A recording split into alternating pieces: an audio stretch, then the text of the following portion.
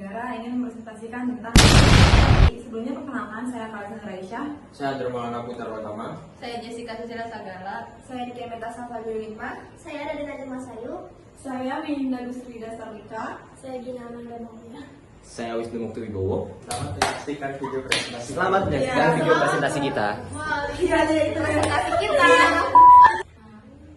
Oke teman-teman, di sini aku akan menjelaskan bentuk negara dari Arab Saudi.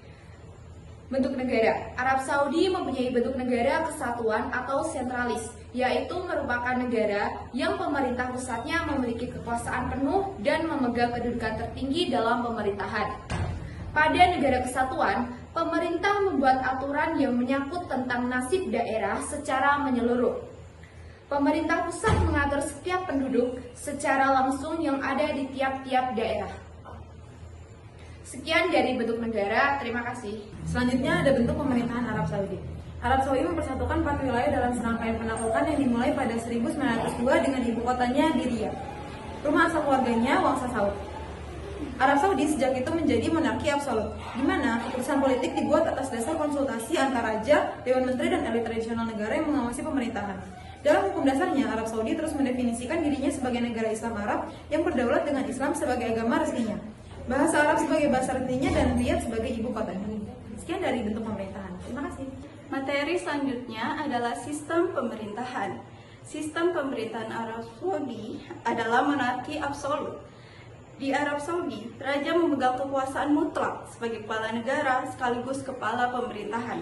Raja dipilih berdasarkan garis keturunan dan memegang otoritas penuh atas pemerintahan, termasuk lembaga eksekutif, legislatif, dan yudikatif. Meskipun ada lembaga-lembaga tersebut, semuanya masih berada di bawah kontrol raja. Sekian dari saya. Selanjutnya di sini saya akan menjelaskan tentang pembagian kekuasaan. Yang pertama yaitu kekuasaan eksekutif.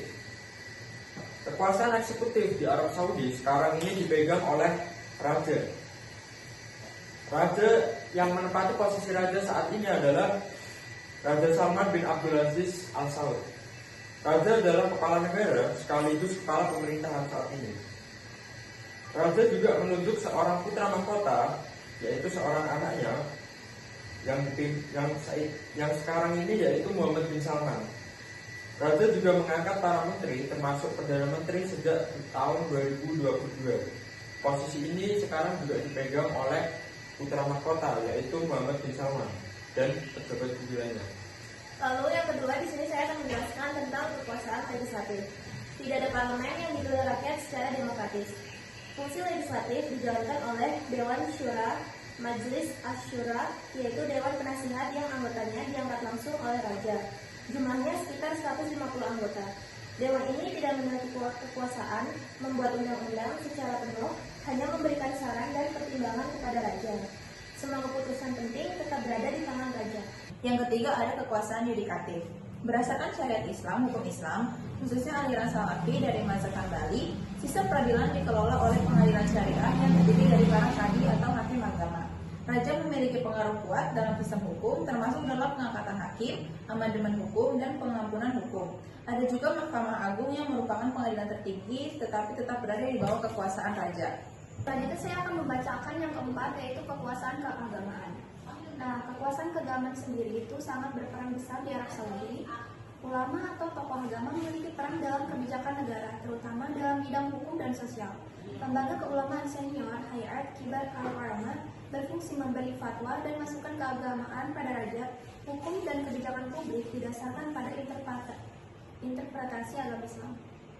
Sistem pemilihan di Arab Saudi bersifat sangat terbatas karena negara ini adalah monarki absolut, di mana raja sebagai kepala negara dan pemerintah tidak dipilih melalui pemilu dan memiliki kekuasaan penuh, termasuk menunjuk anggota Dewan Syuro sebagai penasihat.